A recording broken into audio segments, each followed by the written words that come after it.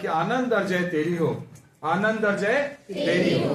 परमेश्वर ने तुझे चुन लिया है कि उस जगत का उद्धार करता कोई संसार में लाने के लिए परमेश्वर ने तुझे चुन लिया। सो मरियम ने बोला ये कैसे हो सकता, मैं तो किसी पुरुष को जानती तक नहीं। तब स्वर्गदूत ने सारी बात को बताया कि परमेश्वर की आत्मा तुझ पर उतरेगा और तब तुम सामर्थ पाओगे, उस बच्चे को संसार में, बच्चा उस संसार में आएगा। और इस तरह से सारी भविष्यवाणी। और ये भी कहा कि इलिशिबा जो तुम्हारी कुटुंबनी है उसका ये 6वां महीना है, वो उसको कंफर्म करने के लिए कि परमेश्वर की ओर से जो शब्द होता है वो प्रभाव रहित नहीं होता। परमेश्वर का वचन हाँ की हाँ में पूरा होता। अगर उसने कह दिया हाँ तो हाँ ही होगा, उसमें ना नहीं हो सकता। परमेश्वर के वचन टल नहीं सकते, परमेश्वर का वचन टल नहीं सकता।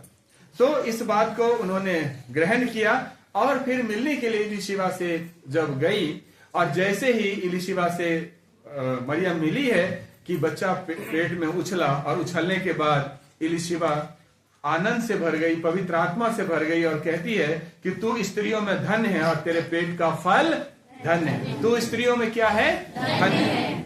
और तेरे पेट का फल भी जो है वो क्या है? धन्य है। और मेरे प्रभु की माता मेरे पास आई। हालेलुया। बच्चा जो शायद महीना दिन का भी नहीं है, लेकिन इलिशिबा के ऊपर पवित्र आत्मा की सामर्थ्य ने प्रकट किया कि तू उस प्रभु की मां है। अभी बच्चा संसार में नहीं है, पता भी नहीं, लेकिन प्रभु ने इस बात को उस पर प्रकट किया। लिखा है कि जो ही तेरे नमस्कार का शब्द मेरे कानों में पड़ा, त्यों ही बच्चा पेट में आनंद से उछल पड़ा। आनंद से क्या हुआ? यीशु मसीह इस संसार में आया एक सुसमाचार, एक शुभ समाचार देने के लिए। और वो शुभ समाचार ये है कि दुख से, तकलीफ से, परेशानी से तुम मेहनत करते करते थक गए, नहीं निकले, लेकिन यीशु तुझे वहां से निकाल लेगा। वो सुसमाचार वो है, वो शुभ समाचार वो है कि तुम उस परमेश्वर को ढूंढने के लिए बहुत परिश्रम किया, परिवार को छोड़ दिया, जंगलों में रहा, कठिन से कठिन परिश्रम किया, लेकिन वो परमेश्वर तुझे नहीं मिला। लेकिन यीशु पर विश्वास रखने के द्वारा तुझे मिल जाएगा। जब हम मसीह को नहीं जानते थे तब हमने सुना कि ईश्वर को ढूंढने के लिए लोगों ने परिवार को छोड़ा, ईश्वर को ढूंढने के लिए लोगों ने एक अलग से आश्रम बनाया, ईश्वर को ढूंढने के लिए लोगों ने अलग तरीके की साधना शुरू कर दी, परिश्रम करना शुरू कर दिया। लेकिन जब हम परमेश्वर के वचन के बारे में पढ़ा तो हमने सीखा कि हम परमेश्वर को ढूंढने से हमें नहीं मिलेगा, परमेश्वर खुद हमें ढूंढ रहा है कि हम कहां पे हैं। परमेश्वर हमें ढूंढ रहा है, हम परमेश्वर को ढूंढ के नहीं पा सकते। वचन में कहता है कि मैं खोए हुए को ढूंढने आया हूं। वो प्रभु हमें ढूंढ रहा है, और ये हमारे लिए बहुत ही आनंद का विषय है, बहुत ही आनंद का विषय। यहां इलिशिबा नहीं गई है मरियम के पास, मरियम आया है इलिशिबा के पास, जिसके पेट में जगत का उद्धार करता प्रभु यीशु मसीह है। वो आया उसके पास, वो आया है उसको ढूंढने के लिए, जो यीशु के आगे आया है संसार में उस बात को रखने के लिए कि मन फिरा लो, क्योंकि जगत का उद्धार करता तुम्हारे बीच में आ गया है। मन फिरा लो, इस तरह से। और जब ये सारी बातें मरियम ने सुना और जाना, वो आनंद से भर गई, और भरने के बाद परमेश्वर की महिमा और बड़ाई करना शुरू किया। मरियम के बड़ाई करने का, महिमा करने के कई सारे कारण हैं। मरियम ने अपने जीवन में परमेश्वर के अनुग्रह को देखा है, मरियम ने परमेश्वर की उस दया को अपने जीवन में देखा है। उसने देखा है कि जो उसे डरते हैं उस पर वो परमेश्वर कैसे बड़े बड़े काम करते हैं। उसने देखा कि परमेश्वर अपने वादा को कभी नहीं भूलता। मेरे प्रिय, कान खोल के सुन लीजिए, जो वादा परमेश्वर ने आपसे किया है वो निश्चित पूरा होगा। परमेश्वर का किया हुआ वादा कभी बदल नहीं सकता, ना तो उसका समय बदलता, ना वो लेट होता। जैसा परमेश्वर ने बोला वैसा ही होता है। जकरिया ने विश्वास नहीं किया तो परमेश्वर ने उसका मुंह ही बंद कर दिया। ताकि वो काम ठीक अपने समय पर पूरा हो जाए, ठीक अपने समय पर पूरा हो जाए। यहां जब मरियम परमेश्वर की स्तुति करती है, आराधना करती है, प्रशंसा करती है, तो कई तरह के शब्द को बोलती है। प्रभु, परमेश्वर, मेरा उद्धार करता, सर्वशक्तिमान, पवित्र, ऐसे शब्दों के साथ माता मरियम परमेश्वर की महिमा करती, बड़ाई करती। और यहां कहती है कि मेरा प्राण प्रभु की बड़ाई करता है। मेरा प्राण क्या करता है? प्रभु की बड़ाई। होल हार्टेड, पूरे हृदय से, पूरे मन से परमेश्वर की वो महिमा कर रहे हैं, बड़ाई कर रहे हैं, परमेश्वर की महिमा कर रहे हैं, बड़ाई कर रहे हैं। मेरा प्राण प्रभु की बड़ाई करता है और मेरी आत्मा मेरे उद्धार करने वाले परमेश्वर से आनंदित हुई। मेरी आत्मा मेरे उद्धार करने वाले परमेश्वर से आनंदित हुई। मेरे प्रिय, हम लोग कितने आनंदित हैं, हम लोग कितने प्रभु के वचन के अनुसार जीवन को हम लोग जी रहे हैं, हम लोग कितने अपना जीवन को प्रभु में हम समर्पित करके चल रहे हैं। ये सारी विषय हमारे लिए है, सारी विषय। यहाँ जब माता मरियम कह रही कि क्योंकि उसने अपनी दासी के दीनता पर दृष्टि किया है, उसने अपने दासी के दीनता पर क्या किया है? दृष्टि किया है, इसलिए देखो अब से सब युग युग के लोग मुझे धन्य कहेंगे। युग युग के लोग मुझे क्या कहेंगे? धन्य कहेंगे, है ना। इस पद में हम देखते हैं कि माता मरियम एक छुटकारे को प्राप्त करी है। उस छुटकारे को उसने अनुभव किया है। कैसे उसने सम्मान को प्राप्त किया है। ये आसान नहीं है एक स्त्री के लिए, एक लड़की के लिए आसान नहीं है कि कुमारी का मां बन जाना आसान नहीं है, बहुत बड़ी चैलेंज है, बहुत सारी बात है। लेकिन उसके बावजूद भी जब उन्होंने अपना जीवन प्रभु के लिए समर्पित किया है, तो जगत का उद्धार करता आज उसके द्वारा इस संसार में आ गए। आज मरियम को कोई मरियम कह के नहीं, बल्कि सारी दुनिया माता मरियम, मदर मैरी के नाम से जानते हैं। वो जो नाम के आगे माता लगी, मरियम लगी, माता लगी या मदर लगी, वो नाम का कारण है प्रभु यीशु मसीह, जो जगत का उद्धार करता है, जगत का उद्धार करता है। प्रभु यीशु के जब आप नजदीक में जाएंगे, अपना जीवन जब प्रभु में समर्पित करते हैं, तो प्रभु हमारे जीवन को बदलता है, आनंदित करता है, खुशहाल करता है। और ऐसे बहुत सारे उदाहरण, सामरी स्त्री के बारे में हम लोग जानते हैं, सामरी स्त्री के जीवन को हम लोग जानते हैं। जब बहुत सारी बातचीत हुआ है कुएं पे, पता है आप लोग को, बहुत सारी बातचीत हुआ है। और जब लास्ट में बहुत सारी बातचीत होने के बावजूद यीशु मसीह उनसे पूछते हैं कि जा अपने पति को बुला ला, तो उसने बोला मेरा कोई पति नहीं। प्रभु ने बोला बिल्कुल ठीक कहती, तू 5 पति कर चुकी है, अभी भी जिसके साथ रहती तुम्हारा पति नहीं, तो 6 पुरुषों के साथ तो एटलीस्ट उसको है। ऐसी स्त्री जिसको कई सारे पुरुषों के साथ संबंध है, उस स्त्री का स्वभाव कैसा होगा, उसका कैरेक्टर कैसा होगा, उसका सोच कैसा होगा। लेकिन परमेश्वर पिता का धन्यवाद करते हैं, जब यीशु उसके जीवन में आया, जब यीशु ने उससे बोला कि अगर तुम ये पानी पियोगी तो फिर प्यासी हो जाओगी, लेकिन जो पानी मैं तुझे दूंगा अगर उसमें से तू पिएगी फिर तू कभी प्यासी नहीं होगी, वरन तुझ में से सोता फूट निकलेगा, एक सोता फूट निकलेगा। और ये सारी बातें कुछ ही समय में उस लेडीज को बदल दिया, और वो जाकर के गांव वालों को बोला मुझे मसीहा मिल गया है, हालेलुया, मुझे मसीहा मिल गया है, कहीं वही तो नहीं है, चल के देखो। और सारे गांव के लोग आए उसके पास। क्या ऐसी स्त्री की बातें सब मान सकते, जा सकते उसके पीछे? लेकिन जब प्रभु उसके जीवन में आया, उसका जीवन बदल गया और पूरे गांव का उद्धार करने का वो कारण बन गया। ये मत सोचो कि हमारा जीवन कैसा है, ये मत सोचो कि हम पढ़े लिखे नहीं हैं, ये मत सोचो कि हमारा जीवन बहुत पाप में है। मेरे प्रिय, ये सोचो जिस दिन यीशु ने आपको छू दिया, आपका जीवन बदल जाएगा, आपका जीवन। पारस एक होता है, मटेरियल है, कहते हैं पता नहीं, मैंने देखा नहीं, लेकिन कहते हैं पारस अगर लोहे में लग जाए तो लोहा भी सोना बन जाता, बदल देता, उसकी क्वालिटी होती है। लोहे में भी लग जाए तो उसे भी सोना बना देता। यीशु मसीह वही पारस है। जिस दिन उसने आपको छू दिया, आपका जीवन बदल जाएगा, आपका सोचने की तरीका बदल जाएगा, आपका स्वभाव बदल जाएगा। और वही माता मरियम यहां कहती है कि मेरे प्राण प्रभु की बड़ाई करता है, मेरी आत्मा मेरे उद्धार करने वाले परमेश्वर से आनंदित है, क्योंकि उसने अपने दासी के दीनता पर दृष्टि किया है, वो दया किया है। उस सामरी स्त्री को बचाना था, उस पाप से छुड़ाना था। पहले के नजरिया और आपके नजरिया में लोगों का नजरिया बदला होगा या नहीं बदला होगा?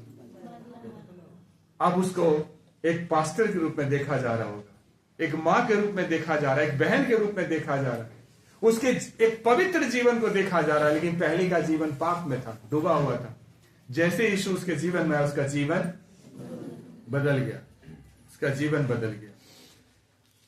दूसरा उदाहरण हम ले लेते हैं एक पुरुष का, जिसमें 6000 के लगभग दुष्ट आत्माएं थी। अपने शरीर को पत्थरों से घायल करता है ना, और कपड़ों में रहा करता था। घर वालों को कोई फिक्र नहीं, घर वालों ने घर से निकाल दिया था, कोई रिश्तेदार उसको मना के ले जाने वाला नहीं था, लोग डरते थे उससे। लेकिन जैसे यीशु उसके जीवन में आया, वचन में लिखा, वो सचेत होकर यीशु के पास बैठ गया। हालेलुया। दुष्ट आत्मा उसमें से निकल गया, सब कुछ दूर हो गया। अगर आप उसके जीवन को पढ़ेंगे तो दिकापुलिस में जाकर उसने सेवकाई करी और मोर देन 100 चर्चेज उसने खड़े किए, 100 से ज्यादा चर्चेज उसने खड़े किए। हजारों हजारों आत्माओं को बचाने वाला बन गया, जिसका अपना आत्मा भटकता रहता था। लेकिन जब यीशु उसके जीवन में आया तो उसका पूरा जीवन क्या हो गया? ऐसे प्रभु दृष्टि डालता है, ऐसे प्रभु जीवन को बदलता है। और वही यीशु का जन्मदिन हम लोग मनाने जा रहे हैं।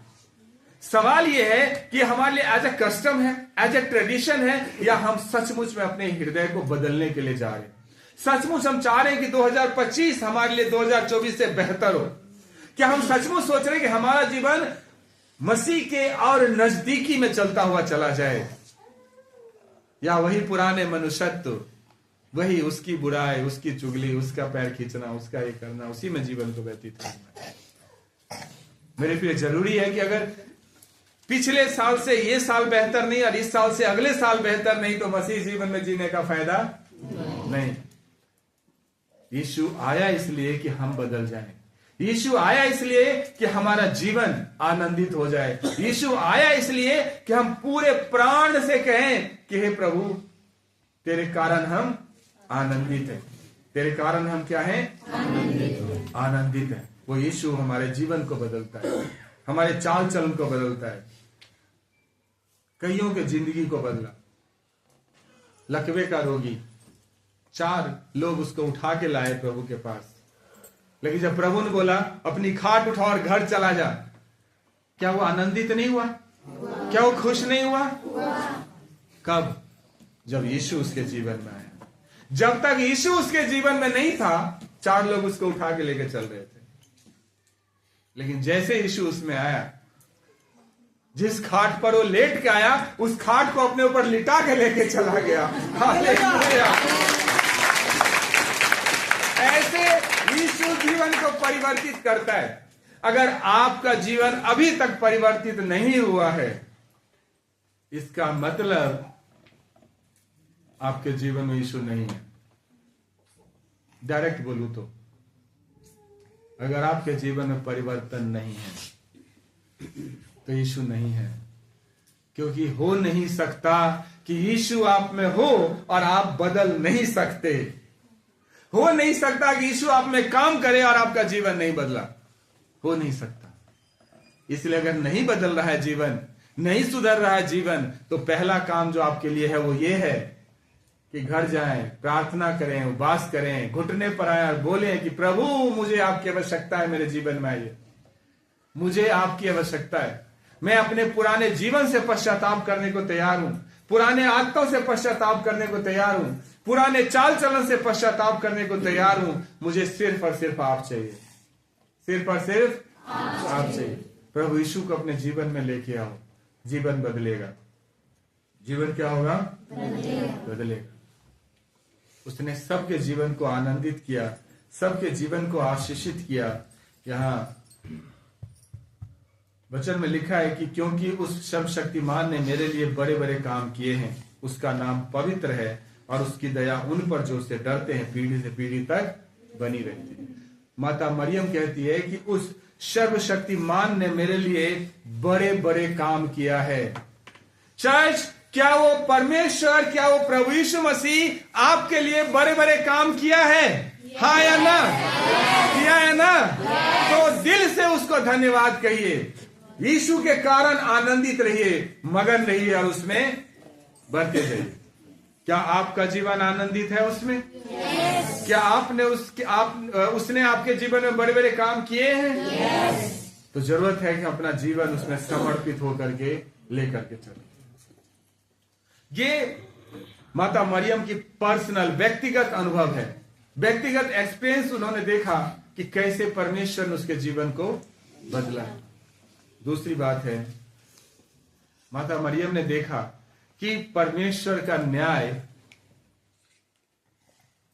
पक्षपात में नहीं होता।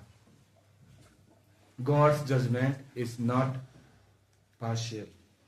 परमेश्वर का न्याय मुंह देखा नहीं होता, एक तरफ नहीं होता। परमेश्वर सच्चा न्याय है। God is true judgement. God's judgement is true. God's judgement is impartial. उसका जो न्याय है, उसका जो जजमेंट है, वो क्या है? सच्चा। यहां इस तरह से परमेश्वर का वचन कहता है कि उसकी दया उन पर जो उससे डरते हैं पीढ़ी से पीढ़ी तक बनी रहती है। परमेश्वर की दया उन पर जो उससे डरते हैं, उससे डरने का मतलब जो उसकी आज्ञाओं का पालन करते हैं, उसके वचन के अनुसार जीवन को जीता है। कहता है कि पीढ़ी से पीढ़ी तक उस पर बनी रहती है। कहां से कहां तक? पीढ़ी से पीढ़ी तक। अब्राहम को आप ले सकते हैं उदाहरण के तौर पे। परमेश्वर ने अब्राहम को बुलाया, और जब बुलाया तो परमेश्वर ने उसे बोला, तेरे द्वारा पूरी सृष्टि सब आशीषित होंगे। संतान की बात हुआ तो बोला कि अगर तुम आकाश के तारे को गिन सकता है, गिन के बताओ, इससे भी ज्यादा तेरे संतान होंगे। आने वाली पीढ़ियों की अगर बात करें तो बालू के किनको को दिन गिन के बताओ, उससे भी बढ़कर क्या होंगे? तुम्हें आशीष मिलेगा, तुम्हें तुम्हारी संतान होंगे, बच्चे होंगे। इतनी बड़ी आशीष दिया। हम लोग ये सोचते हैं कि अब्राहम को परमेश्वर ने बहुत आशीषें दी, हमें क्यों नहीं मिलता? कभी हम सोचते हैं कि उस भाई को परमेश्वर ने बहुत आशीष दिया, मुझे क्यों नहीं मिला? उस बहन को प्रभु ने बहुत आशीष दिया, मुझे क्यों नहीं मिला? लेकिन कभी ये सोचते हैं कि जितना बलिदान, जितनी त्याग, जितनी साधना अब्राहम ने किया, क्या हम और आप करते हैं? परमेश्वर ने अब्राहम को बोला, अपना बेटा मुझे दे दे, बलिदान कर उसे। और अब्राहम ने पत्नी से भी नहीं विचारा, पत्नी से नहीं पूछा कि सुनती हो, प्रभु ने ऐसे ऐसे बेटा मांगा है ना, अगर लेना ही था तो दिया क्यों 100 साल में? बोला, सीधे उसने उठाया और चल दिया। परमेश्वर की इच्छा पूरी हो। बेटा ने पूछा कि पापा सब कुछ तो है हमारे पास, लेकिन मेढ़ा कहाँ है जिसका हम बलिदान करेंगे? अब्राहम ने बोला, परमेश्वर खुद ही इंतजाम करेगा, तू चल। और अब्राहम को अपने हाथ से अपने बेटे को काट के बलिदान करने थे। ये आसान है, लेकिन अब्राहम पीछे नहीं हटा, नहीं हिचका, चला गया। कि जिसने दिया उसने लिया, उसका नाम धन्य है। हालेलुया। जिसने दिया, जिसने लिया, उसका नाम धन्य है। और हम सिर्फ प्रभु से कहते दे दे दे दे दे दे। हमारे पास कुछ भी देने को नहीं है। परमेश्वर चेक करता है, टेस्ट करता है, देखो कितने पानी में है, कितने पानी में है, और वहीं हम फेल हो जाते। और जब अब्राहम ने छुरी उठाया और अपने बेटे पर समझो कि चला दिया, कि स्वर्गदूत ने हाथ पकड़ ली, बोला बस ठहर जा अब्राहम, ठहर जा। कहता है कि अब वहां देखो आशीषें, तो जातियों का पिता कहलाएगा, तेरे द्वारा पूरे भूमंडल आशीषित होंगे। और क्या, मेरा देख पीछे उसका सिंह फंसा हुआ झाड़ी में, उसको ले और बलिदान कर। हालेलुया। परमेश्वर चेक करता है, चेक, और उसी चेक में हम फंस जाते हैं। कैसे दे दें, कैसे कर ले, कैसे इतनी, हम तो 1000-2000 में हड़बड़ा जाते हैं, है ना। 10-20-50 हजार की तो बात ही अलग है। लेकिन अब्राहम को देखो, अपना इकलौता बेटा दे दिया, तो परमेश्वर ने उसके लिए क्या किया। आज सब अब्राहम की संतान कहलाते हैं। हालेलुया। पता है आपको, सारे मुस्लिम, सारे क्रिश्चियन सब अब्राहम की संतान कहलाते हैं। है इतनी प्रजा किसी की? नहीं। दुनिया में 2 ही जाति सबसे ज्यादा, पहले नंबर पर क्रिश्चियंस हैं, दूसरे नंबर पर मुस्लिम हैं। और ये किसके संतान कहलाते हैं? गिन लो इसको, गिन सकते हैं? नहीं। प्रभु ने क्या बोला था? बालू के मुट्ठी में ले और उसको गिन के दिखा। कोई गिनेगा? नहीं। और साइंस इतना डेवलप हो गया, बालू, एक मुट्ठी बालू को गिन के दिखा दे। आसमान में इतने तारे हैं, साइंस इतना आगे एडवांस्ड हो गया है, तारे गिन के दिखा दे।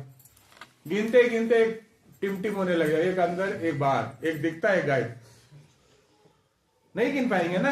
वैसे आप इधर से गिनते हुए चले जाओ, उधर से प्रभु में लोग आते हुए चले जाते हैं। इधर से गिनते चले जाओ, इधर से बैप्टिज्म होता चला जाता है। हालेलुया। फिर गिनती गड़बड़ा गया, आप गिन ही नहीं सकते, क्योंकि अब्राहम के संतान है। परमेश्वर ने उसे आशीषित किया। परमेश्वर ने क्या किया है? आशीषित किया है। उसने अपना भुजबल दिखाया। जो अपने आप को बड़ा समझते थे उन्हें तितर बितर कर दिया। जो अपने आप को बड़ा समझते थे उसको उन्होंने क्या किया? नबूकदनेस्सर का नाम सुना है? कितना बड़ा राजा था, महाराजा धीराज नाम दिया गया उसको। और वो प्रभु के सामने अपने आप को थोड़ा सर ऊंचा किया, कितनी बड़ी बेबीलोन मैंने खड़ा किया। परमेश्वर ने उसका क्या हालत कर दिया? बैल के समान वो घास चरने लगा। नीरो बादशाह का नाम सुने होंगे। जब पहले शताब्दी का चर्च शुरू हुआ, शुरुआती दौर में थी, बहुत बड़े बड़े चिन्ह चमत्कार होते थे, बहुत पवित्र आत्मा की लहर चलती थी। और उसी बात बीच में नीरो खड़ा हो गया, जो मसीह विरोध में खड़ा हो गया। और 1 साल में 3 परमेश्वर के सेवकों को उसने हत्या कर दिया। 1 साल के अंदर पतरस, याकूब और एक शायद यूहन्ना या पौलुस, से मैं भूल रहा हूं, 3 प्रेरितों को उसने 1 साल के अंदर खत्म कर दिया। और पतरस है, याकूब है, एक और है, मैं भूल रहा हूं, माइंड से स्लिप हो रहा है।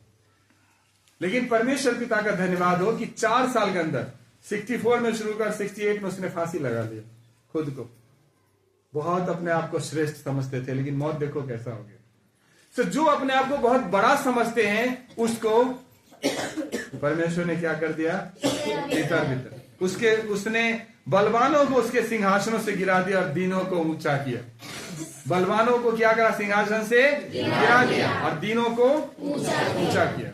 जिस यूसुफ को भाइयों ने गड्ढे में डाल दिया, इस्माइलियों के हाथ बेच दिया, परमेश्वर उसे प्रधानमंत्री बना दिया। जो नबूकदनेस्सर खुद को इतना बड़ा बादशाह समझता था, बर्बाद हो गया।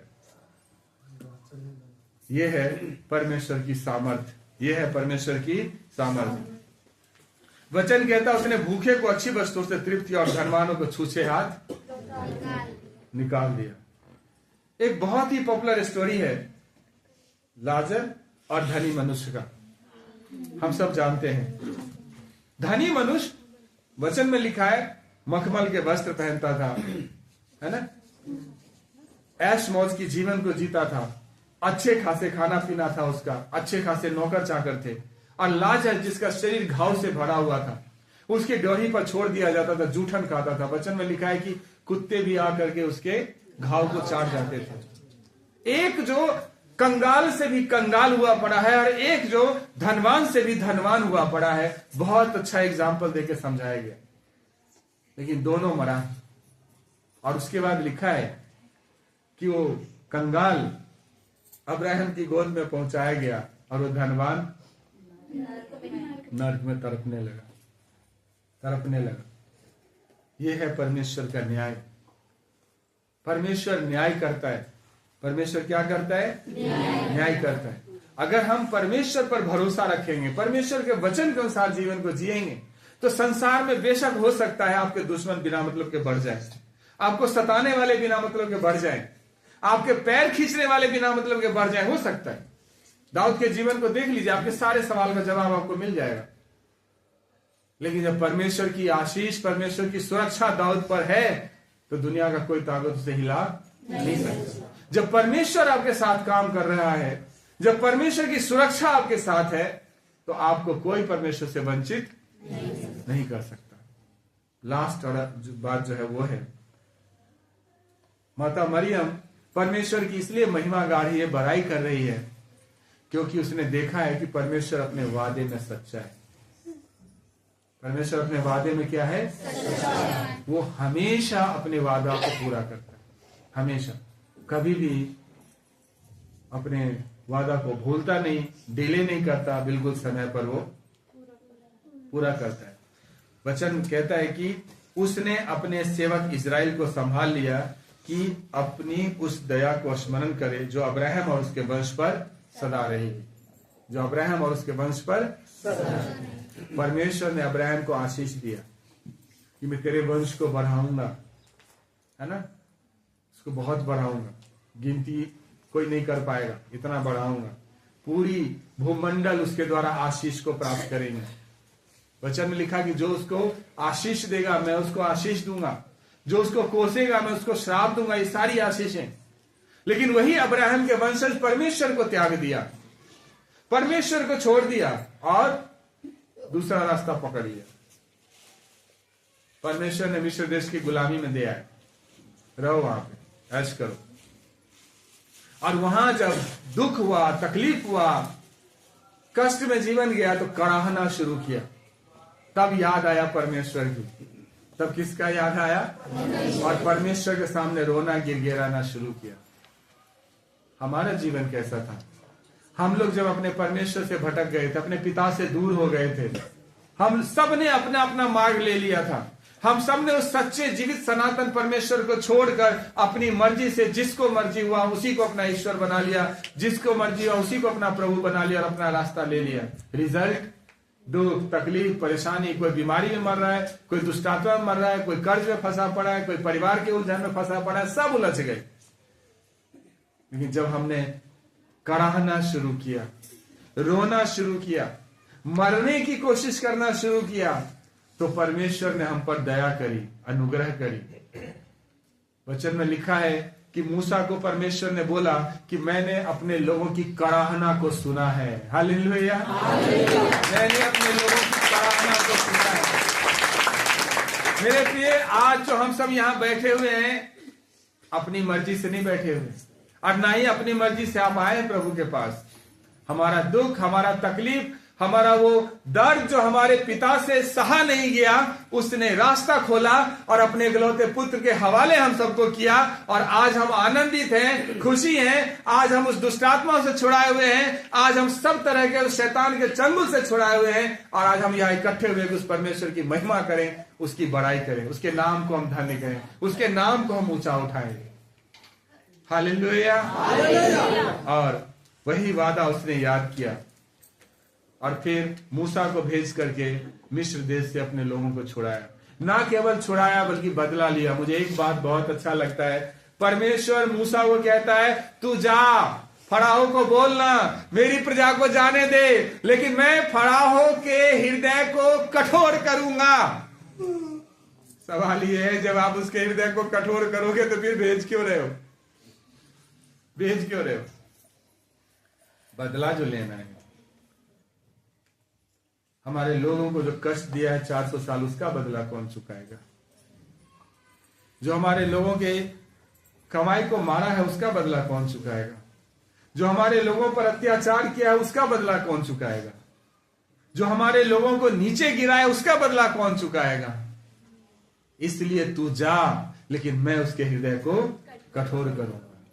और नील के पानी को लाल करने से लेकर और समुद्र में सबको डुबा के मार देने तक की सारी काम परमेश्वर के योजना के तहत हुआ। वचन में लिखा है, प्रभु यीशु ने कहा कि जो तुझसे बैर रखते हैं वो तुझसे पहले मुझसे बैर रखते हैं। तुम्हारा एक एक बाल भी गिना हुआ है, टेंशन ना लो। हालेलुया। अपना वादा को निभाता है, वो वादे में सच्चा है, पक्का है, इसलिए वो परमेश्वर हमेशा विश्वास योग्य है। और लिखा है जैसा उसने हमारे बाप दादाओं से कहा था, जो अब्राहम और उसके वंश पर सदा रहेगी, आज भी उसका वादा हम सब के साथ है। आज भी वो हम सब से उतना ही प्रेम करता है। परमेश्वर हमेशा विश्वास योग्य रहता है। सवाल यह है कि हम कितना विश्वास योग्य। God is always faithful, but we people, हम विश्वास योग्य हैं। हम लोग तो चाहिए अपना काम हो जाए, बात खत्म।